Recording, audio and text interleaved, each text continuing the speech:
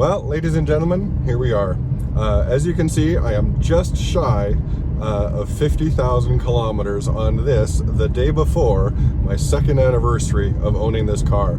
So if you would like to know more about the math and the efficiency of my 2 years of ownership, that will be part one, and part two will be how is this car held up otherwise beyond just the math on the efficiency, as I say. So if that's something you're interested in, please stick around, and as always, please hit that like button and click subscribe, and please feel free to browse the channel if there are other things clarity that you wish to know about. Thanks so much.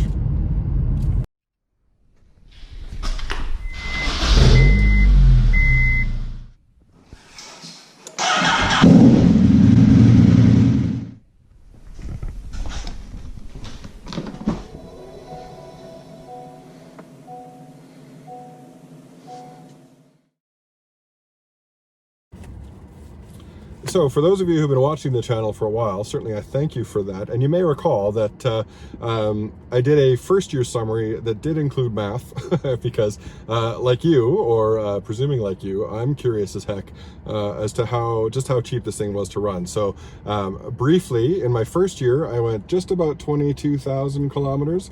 I used approximately 13 tanks of fuel, which means I was about 300 liters, give or take. Again, I won't get into the pedantry of those numbers, simply because for the first year, not for the whole year. In the end, I used $340 worth of fuel roughly versus $380 worth of electricity. But again, for the fuel I used, I only went just under 7,000 kilometers, just over 6,000 kilometers. And on that electricity, I went almost 16,000 kilometers. Yeah, right there. So, that, I'll pay $40 more to go 3 times as far, wouldn't you? Right? So, at the net of all that first year, my, price per kilometer on full EV was about 2.4 cents, just because of where I live and about the efficiency that you get with this car.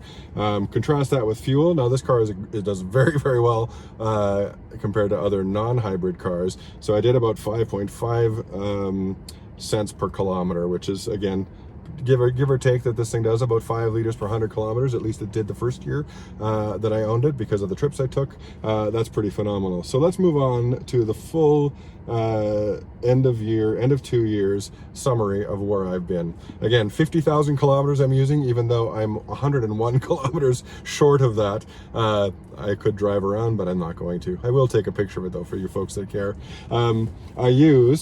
In year 2, I used 18 tanks of fuel. By the way, I forgot to mention, I did say that, compared to the 13. So that brings me to the total tanks of fuel to go 50,000 kilometers, 31 tanks. Again, I used an average of 50 kilometers per charge, just to keep for my calculations. And so that means in 2 years, I've used 725.4 liters of fuel. Again, I'm presuming about a 90% fuel tank use, because again, we never fully fill this car when we're right bone dry. It usually takes about 22 to 23 liters, so that's roughly what I used. So again, give or take, that's pretty fantastic. So given that it was about $1 a liter average, of course it's way less than that now, but I used that, it's about so $725 to go. What would be 13,104 kilometers using the gas motor out of my 50,000. So keep that in mind. Compared to the value of the electricity I used to go that distance, I used $878, give or take, worth of electricity. And the kicker, as before, is how much further I went on electricity than I did on fuel. So let's cut right to that. Out of the numbers that are probably the most important is, of 50,000 kilometers, I did 36,896 on pure electric. 36,896 out of 50,000. So this motor and all the corresponding componentry for that has been used for 13,104 kilometers out of 50. So that's pretty darn awesome. Again, my price per electric kilometer using 50K per charge, again, which is a little bit pessimistic. Was it 2.4 cents per kilometer? My total price per hybrid kilometer is 5.8 cents per kilometer. So there. So the big question, have I been able to get close to 75% pure EV, given that I drive this car for work? I live in a bigger city that does not have an awful lot of charging stations, so I can't make use of that once I drive downtown, for example. I do have to drive out of the country where there are not charging stations that are available to cars like this, let alone Tesla. So given that I have those factors working against me, was I able to do that? Well, if you do the math, you will see that I was able to go 73.8% electric only in this car after 2 full years and just shy of 50,000 kilometers, which means I went 26.2% of the time on hybrid mode, again getting exceptionally good fuel economy. So I think I'm pretty close to my goal. I could buzz around here, certainly with the COVID shutdown. I'm not going anywhere. I haven't flown, I haven't driven hardly anywhere, so I know that I'm going to hit that 500 or that 50,000 K only on electric. There's no question that I'm just going to do that. So that's easy enough to say. So almost 74% of the time I've been able to drive this thing on pure EV. So if you live in a neighborhood, or in an environment, a city, a state, or a country that's more amenable to EV cars or plug-in EVs like this one, you'll probably do a very good job of getting way better than that. So that's the numbers as far as it splits between fuel and electricity and the percentages of each. The other costs that I will mention for this car, I have done 3 oil changes, again, which given that I've used the motor for, not even like 13,000 kilometers, it's done 3 oil changes. That's pretty ridiculous, but I did them on task. I rotate the tires myself. Yes, my rears are getting a little thin. Actually, sorry, those are the fronts. I switched them rear to front because I drive a little bit aggressively. So those the high mileage, high efficiency tires are probably due. I might get another 15,000, maybe 20,000 kilometers out of them. So 70,000 kilometers out of a set of tires is pretty good. So that's still been a wash. Again, I do run winters because I live in a winter province.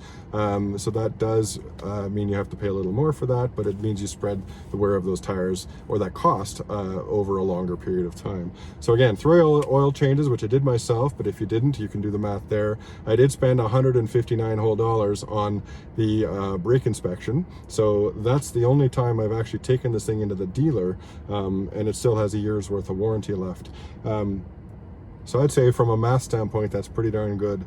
The only other thing that is a mild, not even a concern, but a mild annoyance is I feel the brake pedal, it's not getting spongy or anything. Like I understand the difference of air in the lines, but I think, on my other cars, I would typically change my brake fluid every couple of years, even though they don't see a lot of use. The pedal just seems to be just seems different than when it was after the first year. There certainly can't be much wear in the pads, but there is certainly a little more movement there. So I'm going to pull the master cylinder cap off and see if I'm losing any fluid, which clearly I shouldn't be, but I figure it's probably just due to be replaced. So that's the end of this part. Again, that's the math. If anyone is actually interested in my spreadsheet, I'll happily share that. It's on Google Docs. But that's the nerdisms of owning this car for just about 2 years. So tune in for the next video where I'll actually walk around the car and, most importantly, the interior, to let you know how it's holding up after 2 years,